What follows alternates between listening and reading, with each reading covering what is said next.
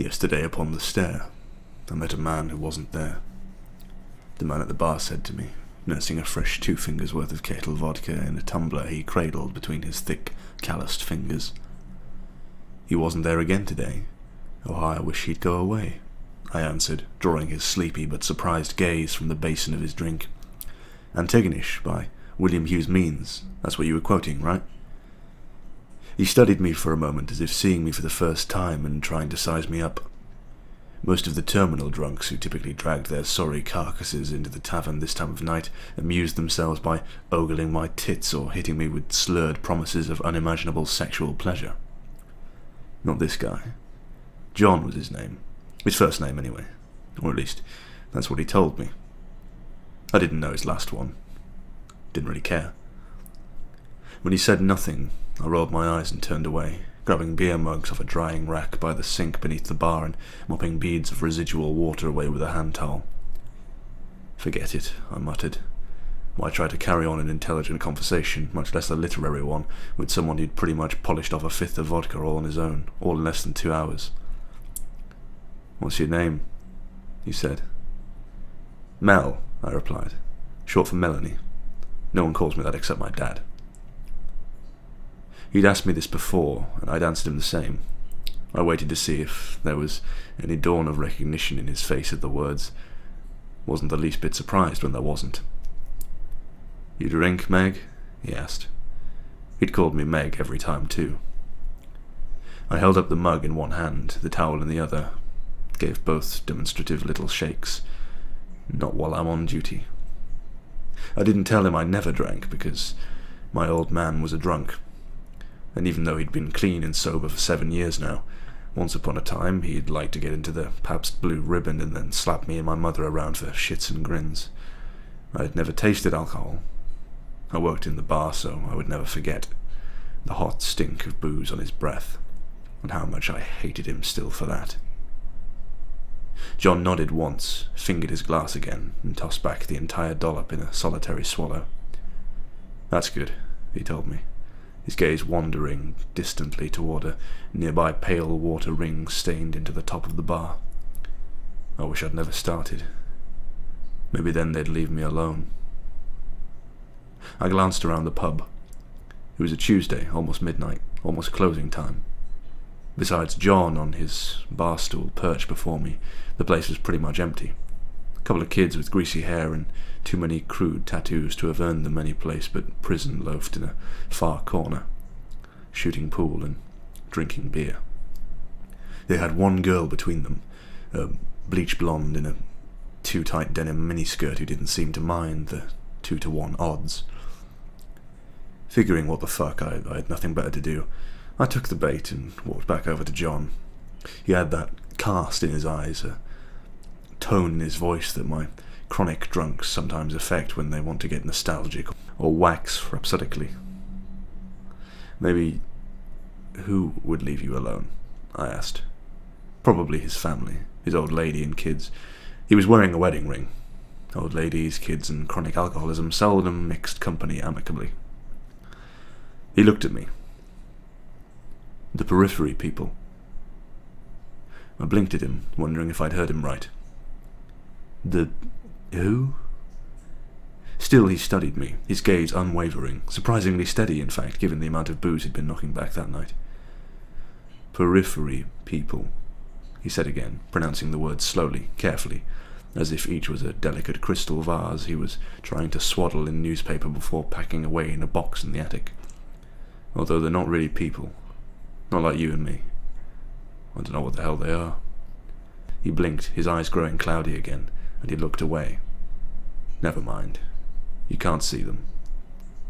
Again, because I had nothing better to do, and because I was actually caught off guard by both his poem quotation and his use of a functional vocabulary word not typical of the common lexicon, I leaned comfortably across the bar. Why can't I see them? You have to be drunk, he replied. Or at least I do anymore. Didn't used to. I could see them just fine on my own when I was a kid. I think kids are more receptive to seeing them. They believe in things, you know, like Santa Claus or the Easter Bunny. Or Periphery people. I supplied, and he nodded. The periphery of what? John flapped his hand, indicating the room. Here, there, everywhere, everything. They're always around, standing in the shadows, all along the edges. The periphery, I said. Yeah. He lifted his glass to his lips, then realized he had no more vodka. So they're here right now. As he set the glass down, I reached for the kettle bottle and topped him off. Yeah, nodding to me in thanks. He took a small sip, smacked his lips appreciatively, and drank again. You said they weren't human. What do they look like? He shrugged.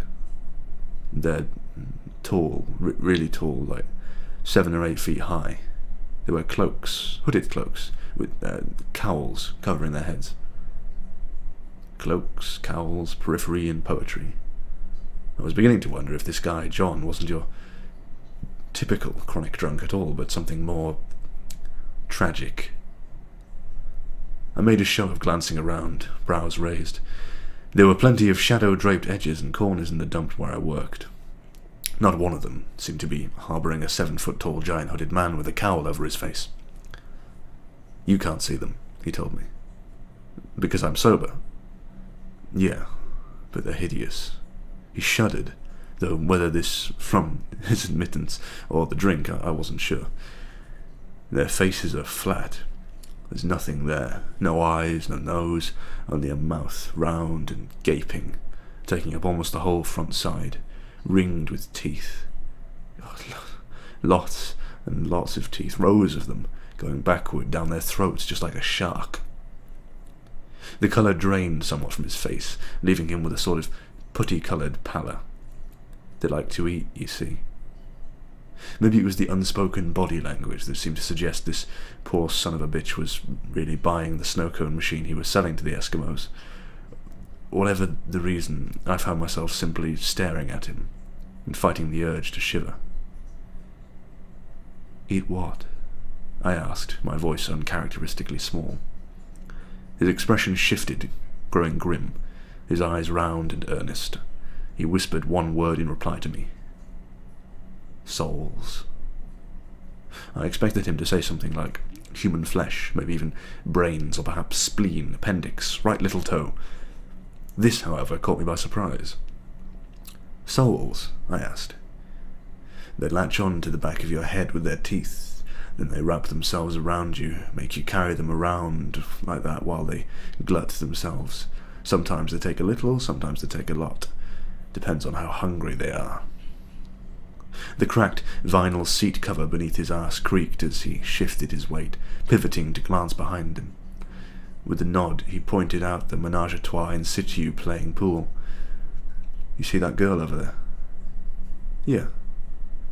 Turning in the seat again, he leaned across the bar towards me, close enough for me to smell the vodka in his breath. One of them's feeding on her right now. I took another look, but saw only the blonde laughing, slapping away one of the guy's hands as he tried clumsily, vainly, to grope the generous outward swell of her ass. She looks okay to me, I said. Because you can't see it, and she can't feel it. Not yet, anyway. But she will. John nodded. One day, yeah.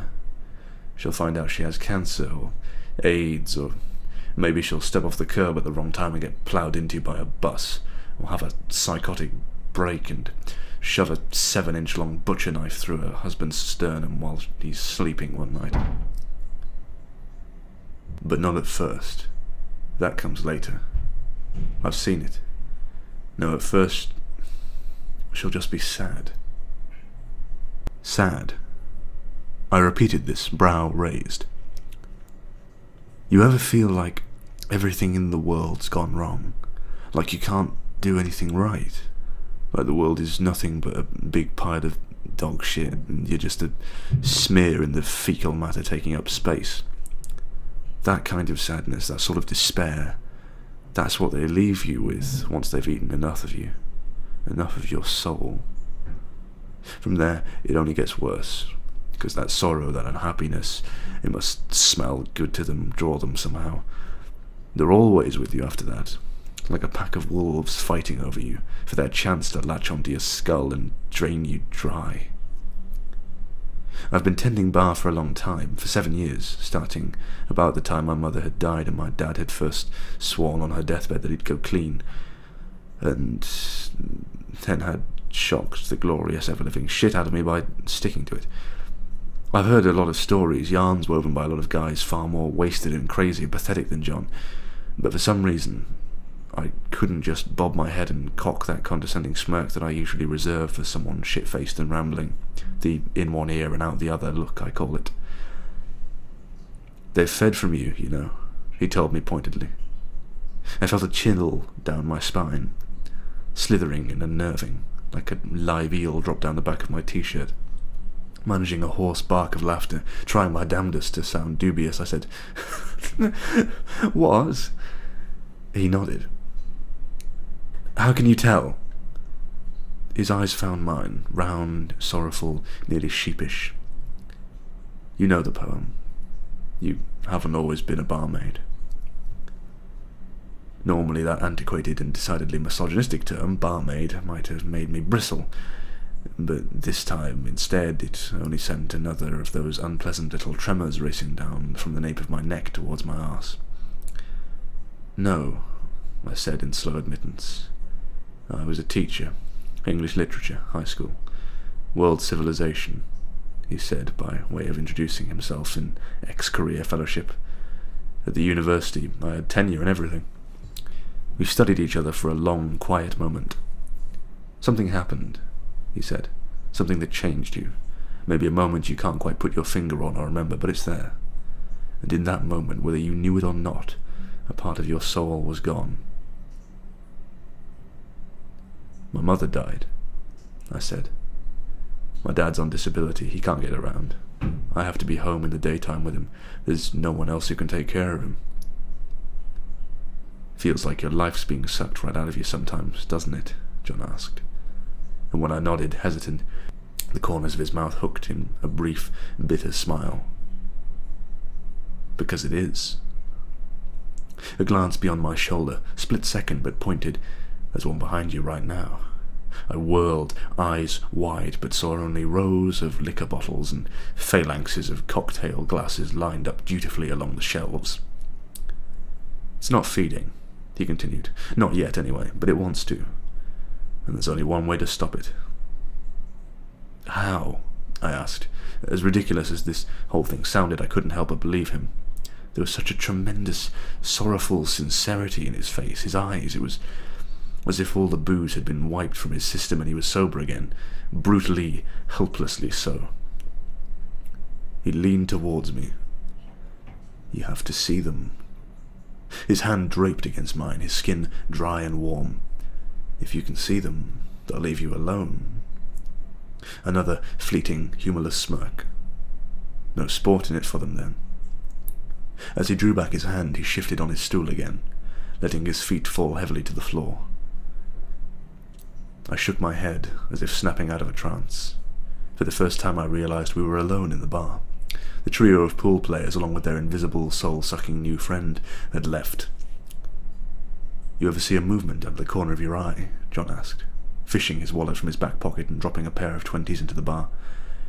His glass still had vodka in it, but he left it alone, turning with a shuffling gait for the door. A flash of shadow, maybe, like something's there, just beyond your field of sight, only when you turn your head it's gone. I nodded, and he said, "That's them. The Periphery people." He started to walk away, but paused when I said, "What about you? You said something changed me, the moment where one of those things fed from me. What about your moment? What changed you?" He looked over his shoulder at me, and this time when he smiled it was something melancholy and lonely. His lips pursed, then parted, as if he meant to speak. But then he must have thought better of it because he closed them again. Still shuffling, the palsied gait of a man far older than his years.